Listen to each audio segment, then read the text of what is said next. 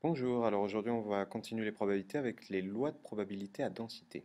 Alors un petit rappel, les lois de probabilité ça s'appliquait à des variables aléatoires qui étaient des fonctions qui prenaient un certain nombre de valeurs, x1, x2, x3, xn. C'était donc un nombre fini de valeurs et on disait que x était discrète, comme en statistique. Alors je vais vous donner un exemple. Un exemple classique, on lance un dé équilibré qui a 6 faces et x est la variable aléatoire qui prend comme valeur le numéro inscrit sur le dé. Donc c'est une fonction qui associe le numéro. Alors, cette variable aléatoire a une loi de probabilité. Pour chaque numéro, la probabilité est un sixième. Donc voilà les valeurs que prend la variable aléatoire, 1, 2, 3, 4, 5, 6, et voilà les différentes probabilités possibles. Donc vous voyez qu'il y a un nombre fini de valeurs, c'est une loi discrète que je pourrais représenter graphiquement, même si ça on ne le fait pas trop en général. Je pourrais représenter ces variables aléatoires discrètes graphiquement par les différentes valeurs sur l'axe des abscisses et la probabilité sur l'axe des ordonnées. Voilà, on aurait donc 6 points comme ça. 6 points qui auraient chacun comme probabilité 0,166667, c'est-à-dire un sixième. Bon, alors, prenons maintenant une autre variable aléatoire qui va ressembler un petit peu à celle qu'on vient de faire sur les dés, mais qui cette fois-ci, au lieu d'avoir comme seule valeur possible 1, 2, 3, 4, 5, 6, peut avoir toutes les valeurs possibles entre 0 et 6. Une variable aléatoire, disons, qui répond à un problème, comme on prend un nombre au hasard entre 0 et 6, et ce qui correspond par exemple à un temps d'attente. Si on est sûr qu'un bus va arriver dans les 6 prochaines minutes, mais on ne sait pas quand, et ben c'est un nombre totalement au hasard entre 0 et 6. Quelle va être la probabilité de chaque nombre entre 0 et 6? Ben, étant donné qu'il y a une infinité en total de valeurs, la probabilité de chaque nombre, ça va être 1 sur l'infini, c'est-à-dire 0. Donc chaque valeur va avoir comme probabilité 0. Donc on ne va pas vous demander quelle est la probabilité que le nombre choisi soit 0,367. Non, puisque cette probabilité est égale à 0. On va vous donner plutôt des intervalles. Quelle est la probabilité que le nombre choisi soit entre 1,4 et 2,1?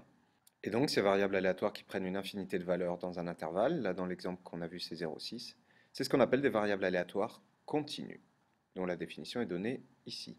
Donc revenons à notre exemple de variable aléatoire continue. Quelle est la probabilité que le nombre choisi au hasard, donc entre 0 et 6, soit compris entre 2,5 et 4,2? Bah là, un petit peu de logique nous dit que cette probabilité-là, elle va être égale à 4,2 moins 2,5 divisé par 6, c'est-à-dire la longueur de l'intervalle dans lequel on veut que notre nombre soit, divisé par la longueur totale de l'intervalle possible. 4,2 moins 2,5 divisé par 6. Donc, pour les probabilités, si on récapitule, voici les différentes écritures. Pour une variable aléatoire discrète, la probabilité que x soit égal à 2 est égale à 1 sixième. X égale 2, ou x égale 3, ou x égale 4. Toutes les probabilités sont égales à 1 sixième, mais c'est pour un x égal à 2. On a une probabilité pour x compris dans un intervalle 2,5, 4,2. Quelle est la probabilité que x soit compris entre 2,5 et 4,2? C'est donc ce qu'on a vu là. Comment a-t-on représenté les variables aléatoires discrètes? Je vous rappelle, on les a représentées par 6 points. La probabilité que x égale 1, c'est 1 sixième. Pareil pour 2, 3, 4, 5, 6. Comment on va faire pour du coup une variable aléatoire qui va prendre toutes les valeurs 6? Et bien au lieu d'être représentée par 6 points comme ça, représentée par une infinité qui vont de 0 à 6. C'est-à-dire en fait, elle va être représentée par une fonction que voici. Et donc cette fonction va être définie sur un certain intervalle. Dans ce cas-là, c'est 0,6. Et cette fonction, c'est ce qu'on appelle la densité de probabilité. C'est la densité de probabilité de la variable aléatoire x. Donc on dit que dans ce cas-là, x suit une loi à densité. D'où le titre du chapitre. C'est-à-dire qu'on n'a plus un nombre fini de valeurs, mais on a une infinité possible de valeurs. Donc comment, grâce à cette représentation, on va déterminer les probabilités? Par exemple, la probabilité que notre nombre soit entre 2,4 et 4,2. Et bien la voici, la probabilité qu'elle soit entre 2,4 et 4,2, en réalité, ça va correspondre à l'aire qui est comprise entre la courbe de la fonction et l'axe des abscisses. Ce qu'on connaît comme étant l'intégrale entre 2,5 et 4,2 de notre fonction. Alors dans ce cas-là, la fonction f, qui est donc la densité de probabilité, est une fonction constante. On est dans la situation le plus simple possible pour les lois à densité, c'est quand elles sont représentées par une fonction constante. C'est le cas quand la probabilité est la même partout sur l'intervalle 0, 6. Donc cette fonction constante est égale à 1 sixième. Et du coup, les densités de probabilité en général vont devoir répondre à un certain nombre de conditions. Une densité de probabilité, c'est défini sur un intervalle i. Il faut qu'elle soit continue sur l'intervalle i, sinon on ne peut pas calculer son intégrale. Il faut qu'elle soit positive sur l'intervalle i, puisque je vous rappelle que si elle était négative, l'intégrale serait négative aussi, c'est-à-dire la probabilité serait négative, ce qui n'est pas possible. Et il faut donc que l'intégrale sur tout l'intervalle i soit égale à 1, c'est-à-dire on savait que la somme des probabilités était égale à 1. Ici, la somme des probabilités correspond à donc tout l'intégrale sur tout l'intervalle 1 ici. C'est ce qu'on a bien dans ce cas-là. Je vous laisse lire les remarques qui concernent les notations. Donc, quel est le lien entre notre densité de probabilité, c'est-à-dire notre fonction, et les probabilités? Alors, c'est que la probabilité pour que notre variable aléatoire soit entre alpha et bêta, elle est égale à l'intégrale entre alpha et bêta de notre fonction densité f de x, dx. D'ailleurs, il y a une petite erreur dans l'énoncé. Ici, c'est pas des a et des b, c'est des alpha et bêta. On change ça. Et voilà, magie. Et donc, maintenant, qu'est-ce qu'on va représenter là-dessus? Alors, on va représenter notre fonction qu'on appelle la densité de probabilité. Alors, représentons-la, voilà, en bleu. On va la représenter donc sur un intervalle i, qu'on peut aussi appeler a, b.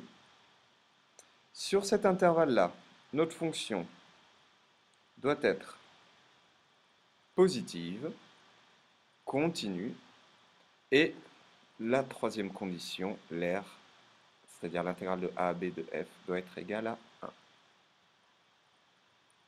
C'est logique puisque la somme des probabilités est égale à 1. Et voilà, c'est noté. Donc toute cette aire-là entre la courbe et l'axe des abscisses doit être égale à 1. C'est la probabilité de a que x soit compris entre a et b.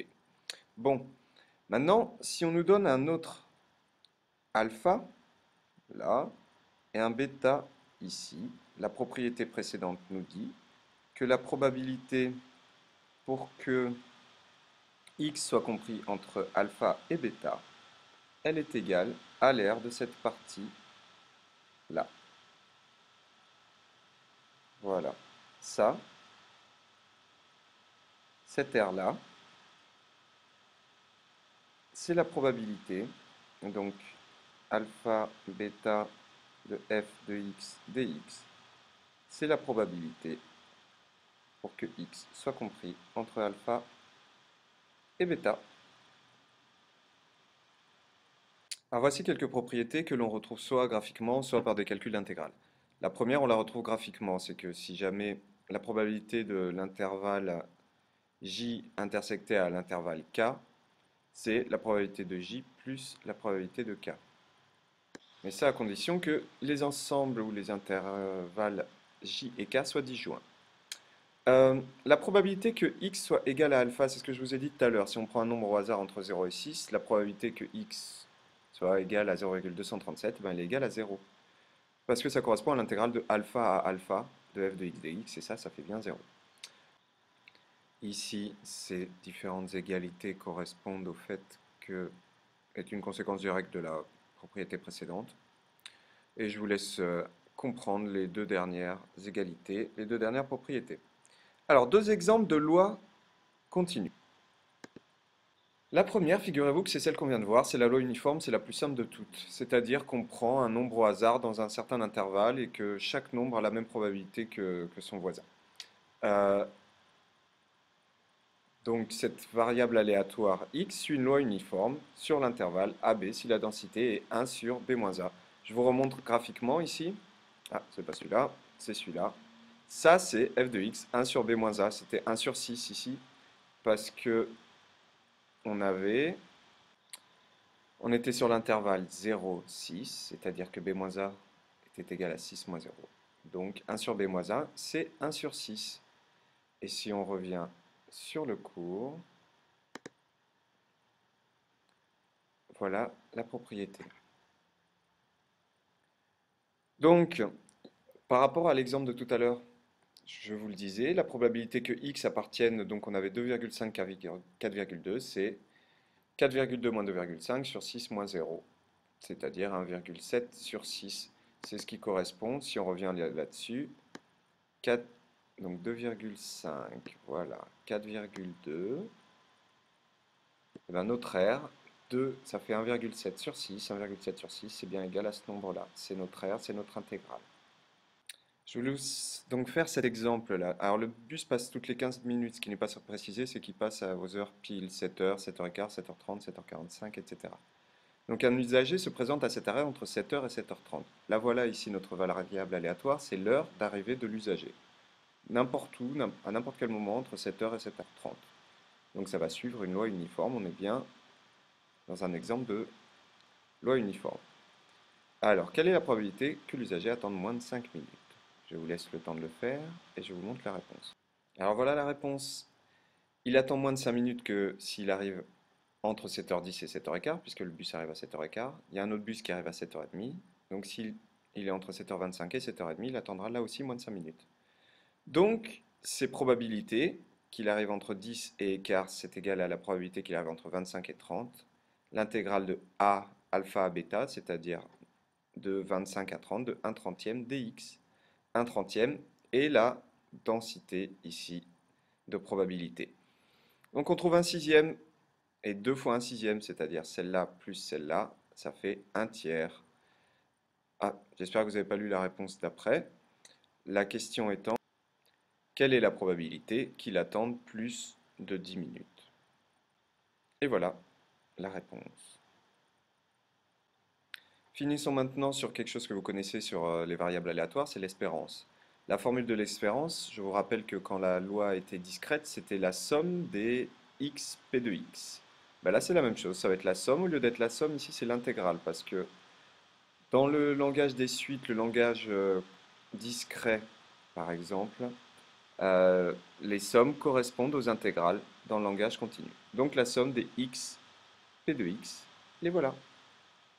Donc, quand on fait ce calcul-là sur notre loi, on obtient A plus B sur 2. Donc l'espérance pour la loi uniforme, c'est A plus B sur 2. Merci pour votre attention.